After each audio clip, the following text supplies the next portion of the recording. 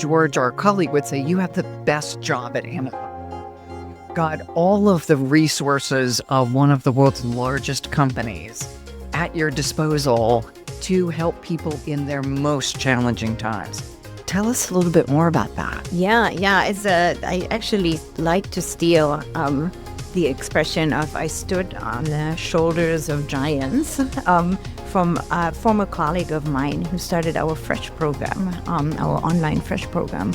And that launched within 3 months.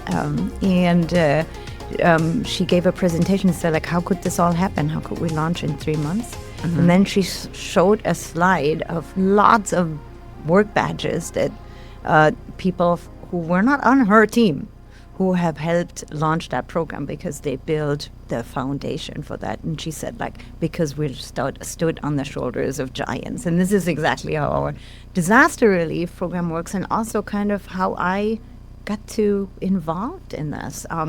I got a call from 2 software engineers at Amazon in 2004 on December 26th. That was the day a tsunami rippled through the Indian Ocean, killed 250,000 people, one of the biggest disasters of that decade. They called me and they said, we just used some defunct technology at Amazon, revived it, and turned it into a donation button on our gateway page. This was before we had mobile. We're just talking Amazon gateway page on your laptop, desktop. And they called me because I was the manager in charge of our international websites. And I said, can you help us bring this to our international websites? I assembled quickly a team, a couple of people that could help transform these old technology to work on international websites. We put up the buttons. It took us about 4 days until the last country launched. I think France was last. First UK, then DE, then France, then Japan, then France. And we collected $15 million total for the Red Cross on behalf of our customers for the Red Cross, which was huge back then. It's still a lot of money for a donation campaign. I reflected upon this. Some people told me, you look the happiest you were ever. And I said, like, and I slept 3 hours a night or something like that. There was a lot of camaraderie, obviously, when we did all of this, but it also taught me this lesson that we're a company of very, very passionate people who love to problem solve for their communities. And it stayed with me throughout my then coming career. I spent another 8.5 years at Prime, where I got to know how really, if you look through the lens of a Prime customer, anything you have at Amazon makes sense in some way to have some extra benefit for Prime members. So it was my job really to go around and ask businesses, how do we use Prime in your business? What can you give Prime members, right? It's an attitude of really kind of seeing patterns, of just working through, understanding business models, understanding why our operations exist, how our operations work, et cetera, et cetera. So when in 2015, at that point, I was sort of like a little bit in a crisis, personal crisis. My sister was terminally ill, and I went on a leadership retreat that was called Lead Like a River. Fortunately, it's on pause, but it's the best thing I've ever did for myself. It helped me get centered. It helped me understand what I am good at, and it helped me see what I did back then in 2004 was something that showed how I can help our communities best. And I can help communities around the world best by helping to see what Amazon is good at, inspiring everybody else to rally around the cause and make it happen. And so Disaster Relief was born in 2017. It was also a year where we had a lot of natural disasters happen around the world. 3 hurricanes in the U.S., an earthquake in Mexico, and an earthquake at the end of the year in in Indonesia. And in all of those moments, we were able to just like try out what we had conceived as could be possible. We sent truckloads of relief items to George Brown Convention Center in the middle of Houston. We flew a plane first to Puerto Rico and then another two to the U.S. Virgin Islands as they were recovering from Maria and Irma. And we, again, sent trucks in our first Mexican disaster, where lots of our employees in Mexico City helped unpack and distribute. All in 1 year. I thought like we would send maybe an airplane in 3 years, and it's just happened because the moment, such devastating disasters happen is really something where we come together and help with what we're good at Amazon. Beautiful. Well, it's as you said yesterday in the fireside chat, you take all that is Amazon and you bring it to an issue, a disaster, a problem, a community problem. Mm-hmm. And it just really felt so impactful. You must wake up every morning excited to go to work because you're going to solve the world's problems. Well, I am not solving the world's problems. I think none of us can do this alone. The beauty is really that you can wake up in the morning and you can build on what you've learned. You can rely on the people around you to make it happen. And there is nothing bigger and better than sort of the human potential to really think of what is that sliver of the bigger problem that I am uniquely able to solve. How can I put everything that I am good at, that I can influence, that others are good at, to use for our communities? It's just another form of customer obsession and innovation. And you started at Amazon as a software engineer. No, I started as an editor. As an editor. Which required you to be a little bit technical. In 1998, I don't even know, software engineer was a job description that was widely known. We just all got together and we would figure out how to build a website from which customers can shop with content. So I would never, build myself the technology around it, but I had to use as a content creator. How do I feature Harry Potter on the website? How do I commit this to code? Those were all things I've never gone to school for. I was amazed. And now you're moving mountains. Packages and relief items since 2017, actually 26 million relief items. So what lessons can leaders take? So podcast is a leadership podcast. People around the world, what can they take away from Amazon's approach to build resilient, long-term relationships that help communities? I want every leader who has a sliver of influence in terms of their business, whatever your business may be. You guys' business is amplifying voices and podcasts.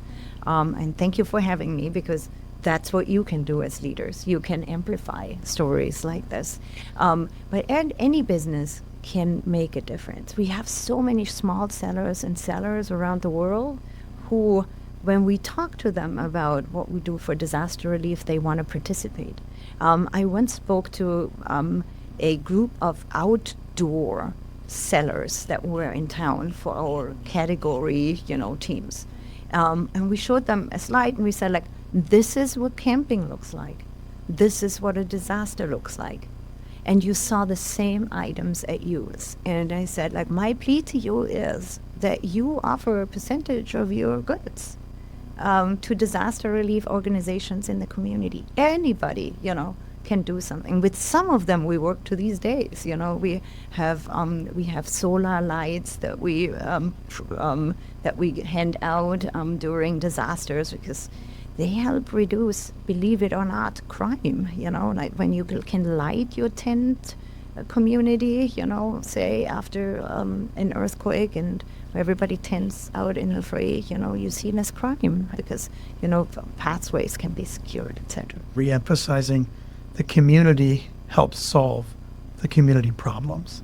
And everybody, no Right. matter how small, Yeah. can be part of the solution. Yeah, you'd be amazed if you think about how you can help. Sometimes you can just help by having a piece of information.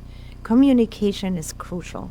There was an earthquake in Albania at one point. We spoke to the International Red Cross, the Federation, and asked them, what do you know about this earthquake? Can we help? And they said, we are not involved at the moment, or no, thank you, not yet. This was really at times, when we were just about to begin of doing our disaster relief work. So our big partners didn't have anything for us to get involved with, and we offered our help.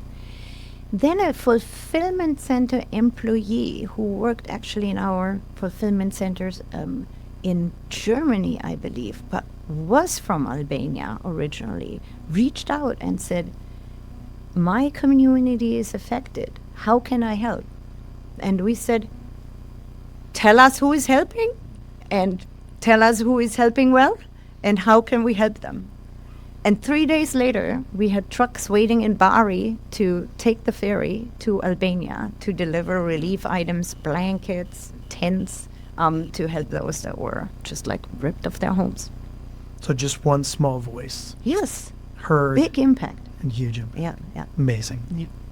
So you leverage your partnership with customers. You leverage your fulfillment centers. Mhm. You leverage your logistics expertise. Mhm. You leverage employees' passion for their communities mhm. and their customers. Mhm. What have I missed? Your personal commitment. Personal commitment. The innovative spirit that lives through all of this.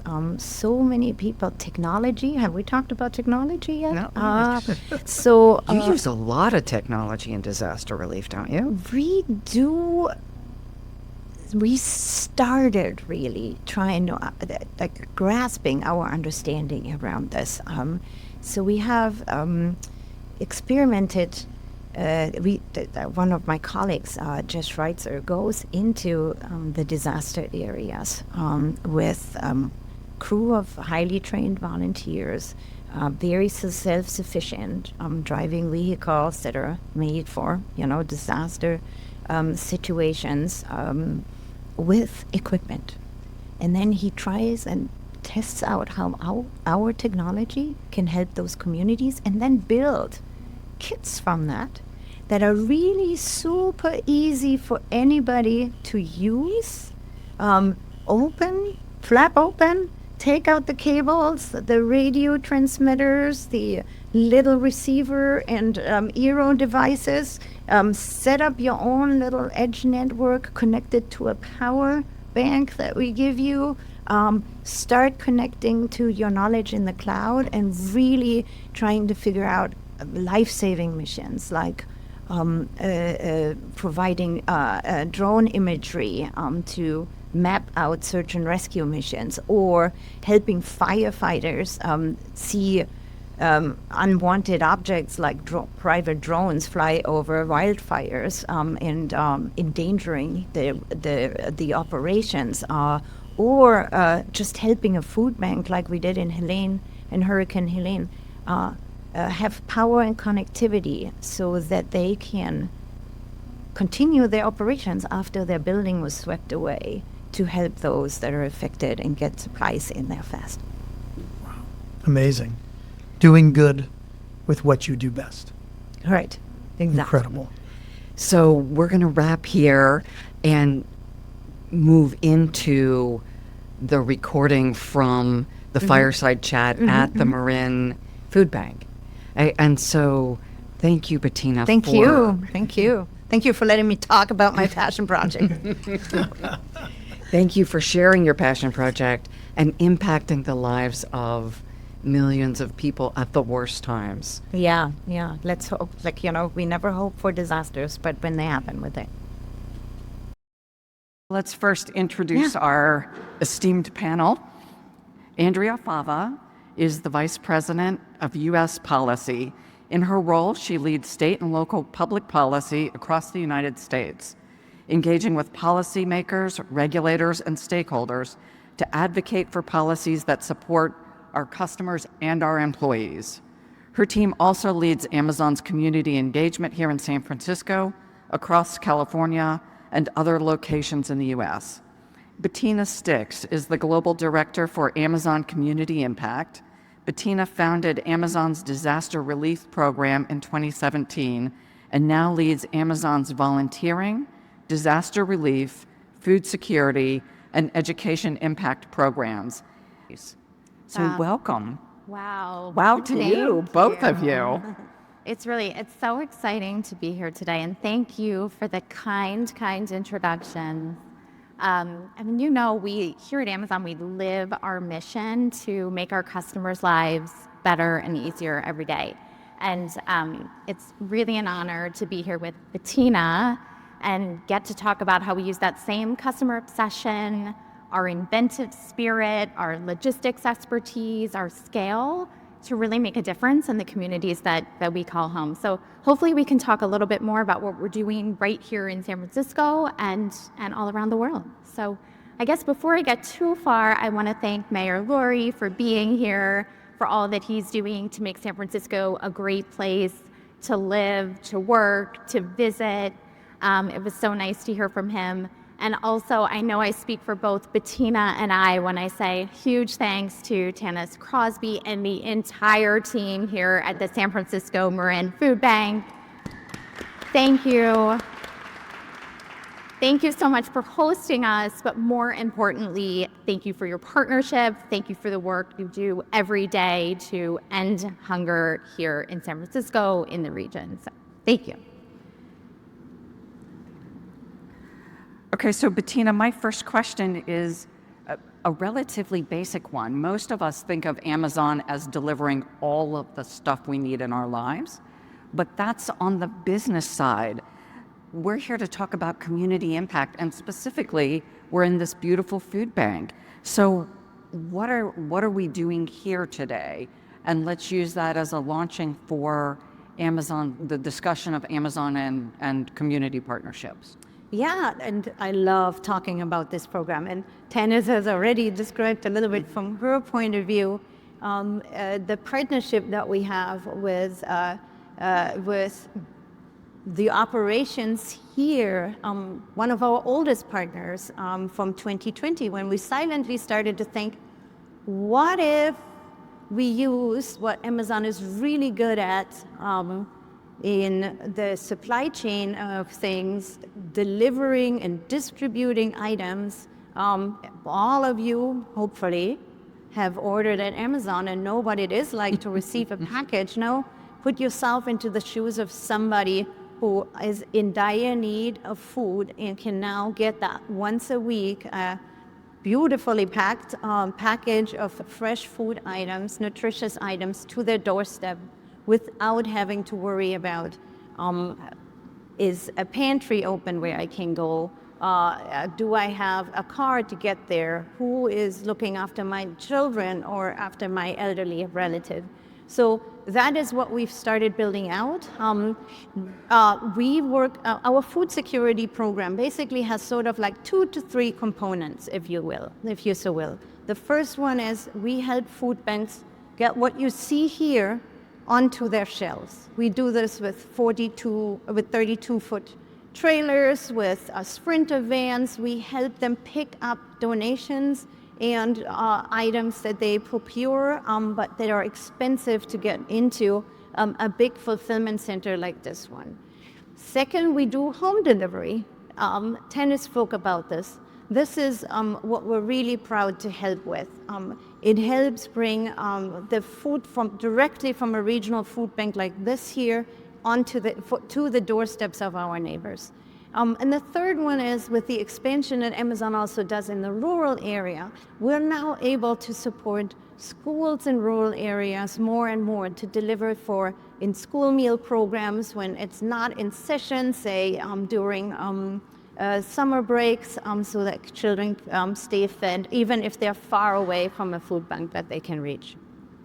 And we have this beautiful video here for you prepared. That's still, I think, from the pandemic, if I remember correctly, Tadith? Yeah. So let's take a look. Home delivered groceries fills a critical gap in the food assistance landscape. It makes sure that folks who have challenges attending a food pantry have access to weekly groceries. We're really grateful for the support that we receive from Amazon.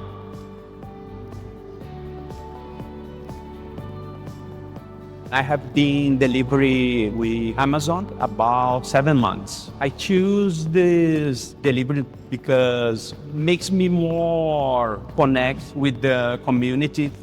I prefer older people because they are so kind. They reminds my mom when I'm doing delivery for them. When I'm sharing that experience, that the moments with them, I think it's the most special things.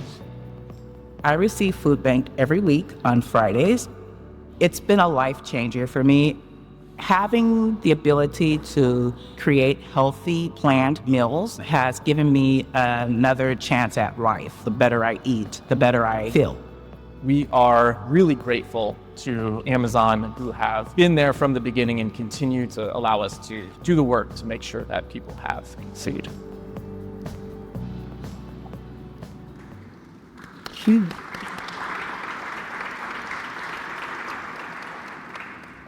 Your comments and the video are really helpful for us to understand more about what Amazon's doing. I understand that you have breaking news to share with everyone today about Amazon's home delivery. Yeah. So the first announcement, we're really, this is the one that gives me goosebumps, is that we have delivered since the pandemic 60 million meals through our program, mainly in the US, but starting also in the UK and during the pandemic worldwide. That means 200,000 households each week have a package of food at their doorsteps. So that makes me just immensely proud. Thank you for the teams. Thank you for our partners to do that. The second announcement is something that we have been seeking to do for a while now. We have called all of our food bank partners and extended our commitment through 2028. And we're doing this because we want the food banks to invest in these programs. We want them to be able to continue doing this without wondering if it goes away one day. We know how many families rely on this, and we could find out, maybe a better word, through a study we did together with Feeding America. That's the US Association of many food banks here in the US, that families who were served through the home delivery program, either ours or the ones that food bank run by themselves, they serve on average, families save on average $100 a month when they get it delivered to their homes. Because it is expensive to show up to a place where you may not have the transportation, you need to find childcare, you forego maybe some hours of work. It is expensive to get free food. And so we want to take that cost from the families away that already struggle to get food on their table.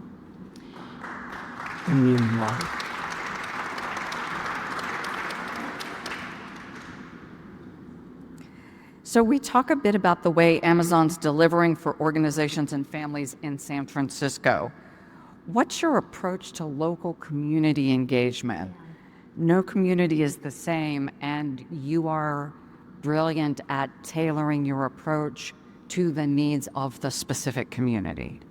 Yeah, our North Star is really simple.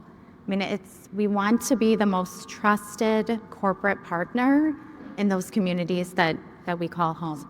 And I think the point you made, Maureen, about no two communities are the same, right? It's so important, and we take that to heart, and we make sure that the way that we engage is really tailored to each community. And we do that by listening first. And so, we meet with the nonprofits that are serving individual communities. We meet with business associations, with civic leaders, with neighborhood groups, and we really determine, what that community looks like and what the needs are before we decide to act.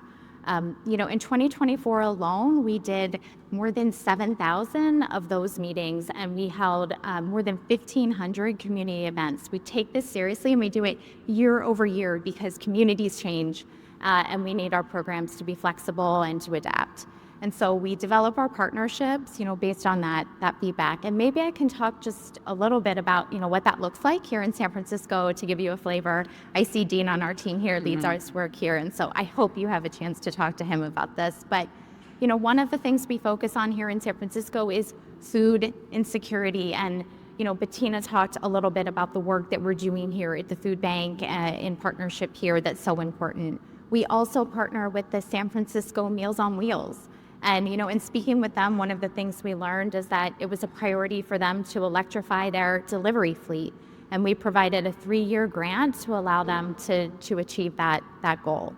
Another priority specific to here in San Francisco is the focus on downtown revitalization, especially since the pandemic. And you heard the mayor talk about his commitment to work in this area. Just yesterday, I got to walk around downtown with a few of the organizations that are doing that good work to make sure that our sidewalks and neighborhoods are clean, are safe. They have vibrant activations to keep people downtown after work and bring them in on the weekends. And it was really cool to see some of the partnerships that we've supported and see some of those results in action.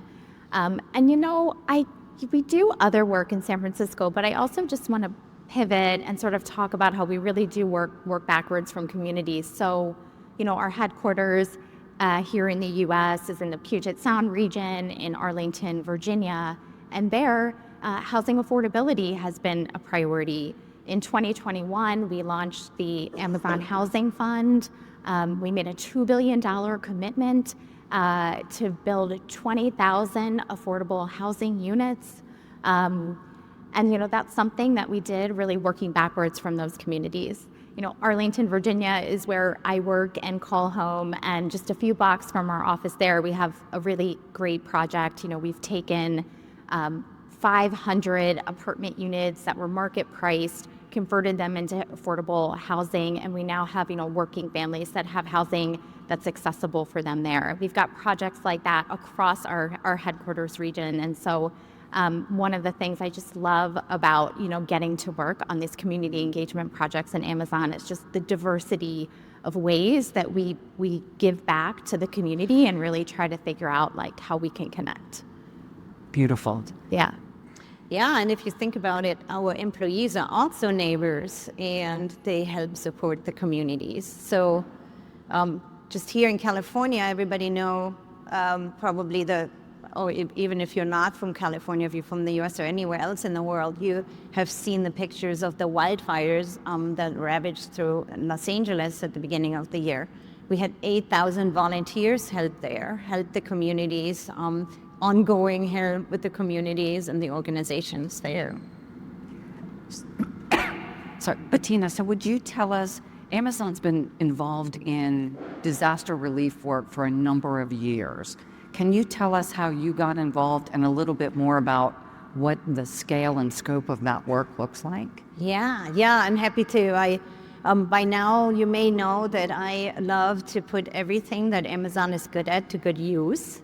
So in 2017, we started to get serious about helping communities in disasters. The idea was actually born in 2004 when 2 software developers called me when I was in charge of our international websites and asked me if I could help put a donation button on the websites in the UK, Germany, France, and Japan.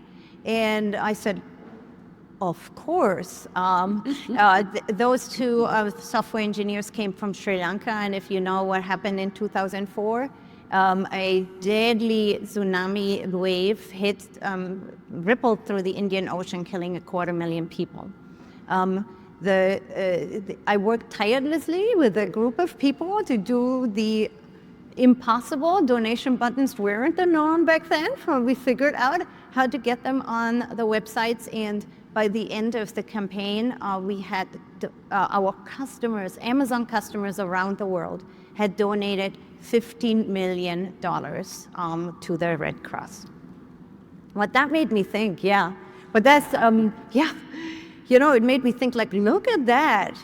I'm standing on the shoulders of a giant. There's so much more we can do. And so today, what we do in disaster relief goes a lot further. We have 15 locations of our fulfillment centers around the world. We call them disaster relief hubs, where we pre-position items for disaster-prone communities. We have one in Atlanta, we have one in San Bernardino in the US, we have one in Mexico, which we just activated for the floods that are happening there. We have in Asia, multiple in India, in Australia, and in Japan, and one in Europe, which also we used already in the floods that happened there in the last couple of years. We have, since 2017, helped in 200 disasters, over 200 disasters, because just 2 days ago, for the first time, we sent a plane to Alaska to help the evacuees from the 30 villages that were washed away in the outskirts of the typhoon, and drowned 30 communities who never know if they can return. We have delivered north of 26 million relief items. We do this because Amazon can deliver globally. We use our trucks, we use our planes, we use our transportation, we use our inventory space, and we use the power of our suppliers to supply communities for free with what they need within hours. That's our commitment to communities around the world. And last, we also started a few years ago to lean more into tech. And tomorrow, if you're still around, you can see a little bit of a demonstration of some of our equipment, of how we help first responders respond faster, connect among themselves, restore power, use intelligence that is stored in the cloud to just speed up their firefighting efforts, their search and rescue efforts, or even their food distribution efforts. So I can't imagine the amount of work that goes into coordinating this disaster relief. You've got government, you've got nonprofits, you've got corporate partners, and all of them come together, and Amazon has a basis already ready to go, anticipating these disasters. Yeah, we work as hard outside of the disasters with our partners as during a disaster. In a disaster, really, coordination happens because you have trust and you know what everybody can do best. But it is years of community and relationship building with our partners. So for example, the disaster relief hubs, they're stuffed with items from which we know our partners need them. We've heard them. They told us what they need in disasters. And then we used also the data from over the years of what they have asked from us in previous disasters to really pack to standards that they can use. Give you an example, we had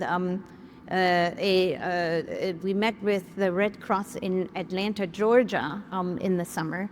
And they told us how in Hurricane Helene, which ravaged through the US last year, the Red Cross in Georgia had to build up shelters, and she was in charge of the operations in Georgia for the Red Cross. And her shelter manager, procurement manager, she asked, like, did you put all orders in for all of the items you need to stem up a shelter? Do we have microwaves? Do we have printers? Do we have all of this? He says, like, oh yeah, I just called Amazon. They're sending us our pallets that we have stored in our warehouse in Atlanta. Check mark, one check mark, and not hours and weeks of procuring to help their communities. And Then we have Andrea's team, who helps us in situations where we don't have partners yet, because they have deep contacts to communities all over the US and internationally. They're oftentimes the first ones that hear from local communities what is needed, and oftentimes even play our incident commanders and go in and help facilitate the donations. It's when a disaster strikes. I mean, it's an opportunity to bring all the parts of Amazon together to do what's right and help to serve the community in need. And we really are able to do that at all It's amazing levels. partnership. Yeah. And hopefully we don't have that many disasters, and yet Amazon is an ongoing partner beyond disaster relief, with their presence transforming communities by their facilities. So let's talk a little bit about how Amazon changes communities when you locate there. Yeah. We know that when we invest, that it's not just our direct employees who benefit, we uplift entire communities. Just this week, a new study was released by Oxford Economics, and it really explores the socioeconomic impacts in those communities where Amazon has opened a fulfillment center or expanded a fulfillment center. That study is focused in particular on counties here across the United States, and they've looked at data over 5 years. The results are really encouraging. They show that in these places where fulfillment centers have opened, businesses have formed. So in each of these counties, approximately 600 new businesses are there. Wages have increased. Unemployment has decreased. There's also a decrease in reliance on social benefits like Medicaid. So it's really, as I mentioned before, the results are really encouraging. We've been working on this, 4 years. And we see that our communities are thriving, not just here in the US, but internationally. A similar independent research study was done in Europe that looked at communities where we've invested a fulfillment center there. And that study found that, over 80% of residents in the community have found that that the community is having a positive impact since Amazon invested there. And so, there's a lot of data that we can share, but I think that the takeaway is that, we've been investing in communities for more than 30 years, and we work really hard to make sure that those investments have a positive impact, not just for our employees, but the communities as a whole. And Andrea, as we were getting ready, you and I shared stories about family members who have benefited from working for Amazon. So would you share just a little bit about that as we're wrapping up? Yeah, already we're sort of breaking it down to say, how communities are, affected in the ways that we just described. But, here in the U.S., I know I am from Pennsylvania, and my family lives in a rural area where we have a number of fulfillment centers. And, I have seen, family members and friends who have found, jobs and employment, and also workforce development opportunities, through Amazon. And it's, really in seeing that and their own personal ability to thrive in different ways, makes me very proud to have the opportunity to work at Amazon.